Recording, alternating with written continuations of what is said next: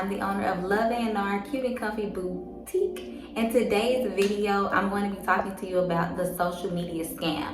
And when I say the social media scam, I'm just talking about how you can see people on social media, whether it be Facebook, Instagram, Snapchat, Twitter, TikTok, like everything, all of the above and everything else, and how things can appear to be one way when in reality things are a completely different way. Like for instance, when it comes to business owners and influencers, like there have been times when I have been following influencers and sticking to their every word when it comes to being able to grow their accounts organically, you know, in a fast way, or grow their business and their brand organically in a fast way, and being able to get money from all these things, you know, through monetization and everything else. And then in reality, behind the screen and behind the lens, like they not doing nothing. All they're doing is following the tips and the tricks that they themselves have gotten from other influencers and business owners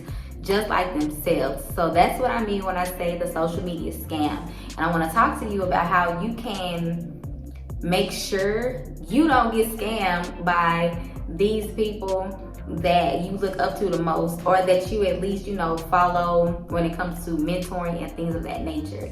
So I want to just jump into it straight head on, and I'm sitting in this chair and it's moving. I'm trying to keep control of it, but I want to talk about like my own experience and just things like that. So I know that when I started my business in October of last year, I wanted to be just like everyone else that I saw when it came to like being a business owner and an influencer and, you know, just things like that. And I really thought that when it came down to it, it was going to be really easy and not that big of a deal when it came to growing my brand and just getting awareness to this specific YouTube channel and my boutique and just everything that it was. And that wasn't the case at all, because when I started my dropshipping business in October, I initially was a Forex and binary trader. So I have been growing my brand, I have been growing my name and everything like that when it came to this trading industry. So I would also see other people, you know, when it came to growing new businesses and brands and things like that, and they, you know, went from trading, or they went from real estate to, I don't know, e-commerce themselves, or being like a notary person, and just all kind of just different things, different backgrounds. And it was like they blew up overnight because they had already made a name for themselves. And so it's kind of just like, for me specifically, I thought that because I already had a brand, because I had already, you know, made like some type of awareness about who I was, a social media presence is what I'm thinking of. Because I had already did that and been working on that for so long, I just felt like, you know, if they can do it, if it's that easy for them, then it should be that easy for me, because everyone knows who I am already. But that wasn't the case, not for me. And I came to understand that it's actually not the case for a lot of people, because I started networking with, you know, a few other business owners that are in other industries, and they would come, you know, over the last few months, like they've come and they've talked to me and given me like words of encouragement and, you know, just motivating things to keep me going, because they themselves let me know that when it comes to growing your business, people gravitate to those who are having success. So it's really easy for business owners and influencers to appear to have a certain type of success, because that's what people gravitate to.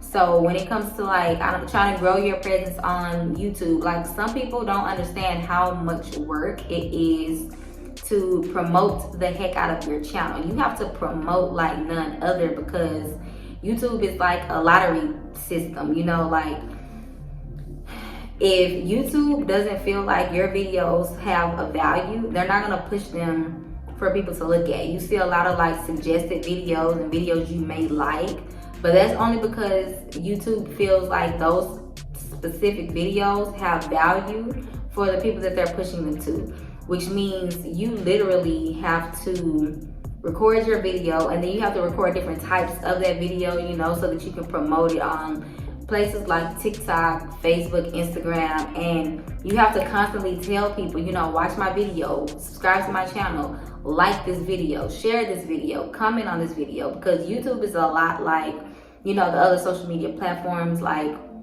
when it comes to their algorithm, they're just like Facebook, they're just like Instagram. And if people aren't engaging with you, and if you're not engaging with other video channels, then YouTube isn't gonna push your content the same way they would as if you were, you know, a bigger channel.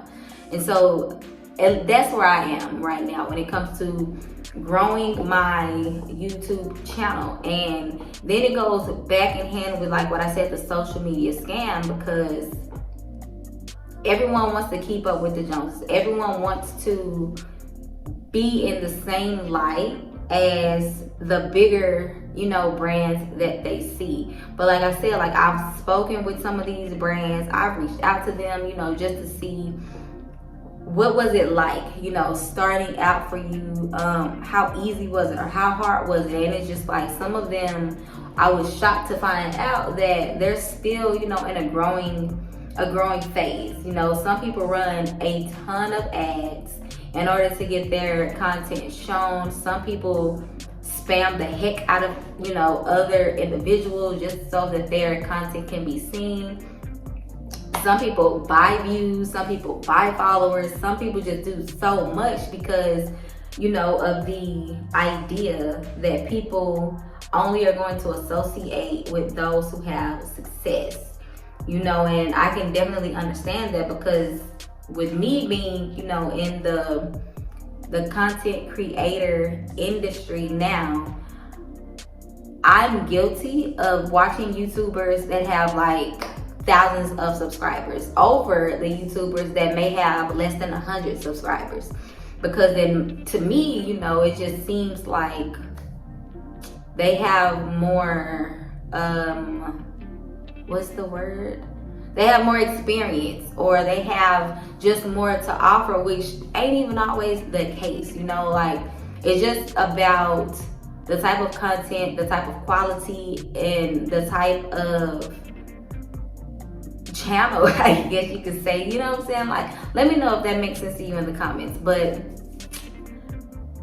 I guess it's just a matter of staying true to yourself and not giving into what you see on social media. Because with anything else, social media allows people to be someone that they're not, or allows people to show others something that's not true. Because let's just be real, you know, like once I hit my red button and I stop recording this video, I can do whatever it is that I want to do. You see this plain screen or this plain background, which is my wall behind me. I'm normally somewhere else, but when I leave from the room that I'm in, it could be chaotic, you know, outside of this room, but you wouldn't know it because I only allow you to see right here. That's all you see.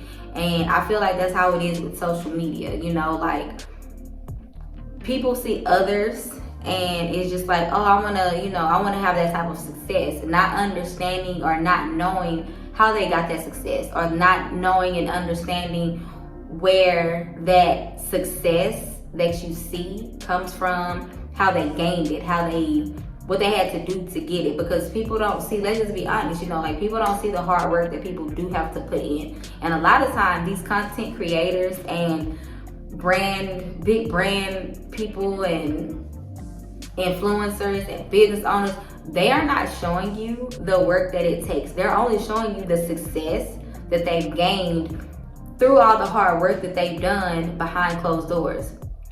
One thing that I do a lot of is, like, I'm up in the wee hours of the night, you know, like 2-3 o'clock in the morning, because since I am a drop shipper, I do talk to a lot of people over in China, and it's pretty much like that. You know what I'm saying? Like in the mornings for them is late at night, early mornings for us. So like 2-3 o'clock for us may be I don't know, 9 or 10 a.m. for them. And that's when they're at work. That's when they're doing everything that they can. And that's when you're going to get back-to-back responses from different vendors, as opposed to if I'm trying to reach out to them at like noon my time, it's like midnight their time the next day. So they're not going to respond to me. It's going to take me hours on hours to get a response. But you don't see those things. You don't see the type of dedication that comes from that. And then me specifically, I got 3 kids, a husband, a whole life outside of social media. And then you see people, they are on social media from sun up to sundown, and they are promoting, they're engaging, they're networking, they're just doing all of this stuff. And again, you know, like again with that, a lot of that stuff is scheduled, so they're not posting it the moment it comes out. Like some of that stuff is scheduled. Other things, like one of the things that I learned when I was taking like this, it wasn't a social media class, but it was like a boot camp type thing that I did with Alex Beaton. And I'll link some information about Alex Beaton in the description. But one thing that she taught was that you don't have to post every single thing as it happens. So let's just say it's the 4th of July, right? So if it's the 4th of July, you're normally, you know, like with family and friends, and you're doing all this stuff. So you can like snap a picture here, take a video there, do something like maybe a boomerang, you know, later on in the day, and then just sporadically throughout the day, post those things here and there. You don't have to post them as they happen. So something that I love to do is, like, say if we go grocery shopping and I'm doing something and I see something, like I may take a boomerang of something, or I may take like a quick video of something, you know, regarding whatever it is that I feel like has value or aligns with whatever it is that I'm doing for the week or for the day, or just whatever the case may be. And I'll post it like once I get home, and I edit it a little bit and I do, you know, little cute things to it. Like I'll do that. And then there have been times where I may have filmed me, you know, cooking, and I do like a really fast time lapse of me cooking something on a Monday, but then I don't show it until like Thursday. You see what I'm saying? Like it just gives you something to work with, but it's all a scam. Like that's just how I look at it. You know, like you see perfection online, you see perfection on Facebook and Instagram and all these other platforms, and people see that, and it's like, I want to have that type of success. I want to have a schedule like that. And just don't fall into the scam. Like don't fall into the scam, because that's what it literally can turn into if you don't detach yourself from what it is that you see. Because 9 times out of 10, the people that you see and the people that you follow, they've already detached themselves, and they've figured out a way to be able to have their content and live their life at the same time without the drama and the stress of trying to figure things out. Another thing is taking breaks from social media. Like I said, when it comes to a lot of people, their stuff is scheduled out and they have like some type of planner. Some people have teams, you know, like even people that aren't just huge in whatever industries you follow them for, like, but they still have a team. It's not them posting their stuff. It's not them updating their following or anything like that. Like they have a team where it's like someone else is doing this stuff. They'll give them the information, or they'll give them the content, and then someone else puts it out there for them, which is cool, because people have lives. Everybody don't have time to just be sitting in front of a phone or a camera all day long trying to pump stuff out for people and their enjoyment and their entertainment. So when it comes time to breathe and relax, I personally have gotten to where I take breaks from social media, which is probably not the best thing with me trying to build my brand and things like that, but I do. And I used to didn't, but I do now. You hear all the time how when you have products, and when you're trying to promote yourself and your brand, that you're supposed to do it every single day, and you should, because otherwise people will forget about you. People will move on to the next thing that's hot. So you should definitely have some type of presence each and every day. But that's where a business page comes in at. That's where something like a content planner comes in, because if you can stay consistent and if you are able to schedule your content out, then you can do that. You know, like you can take the time out on a Sunday and you can schedule everything out throughout the week to where things are going out every single day, you know, at specific times, and you chilling, like you haven't logged in whatsoever at all, but people won't know that because your content has been pushed out. And it's the same thing even with YouTube. You can schedule your videos, you can schedule like premieres and things like that, you know, in your managed video settings. I haven't been on Instagram too long, so I'm not sure how their business side works, but I know for Facebook, if you have a business page, use it to schedule out your content. And then when you do get back on social media, or when you do get back on Facebook, all you have to do is go from your personal page to your business page, and then you can share from your business page to your personal page.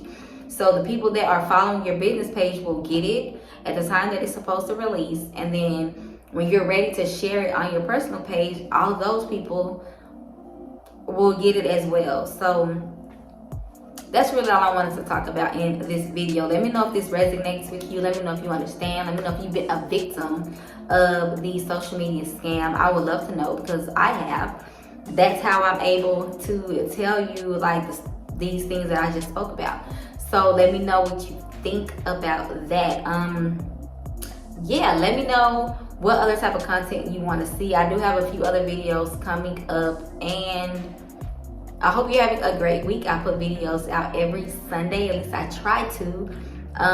Hit the notification bell, subscribe to my channel, share this video, like this video, all of that stuff. And yeah, I'll see you in the next one. Bye.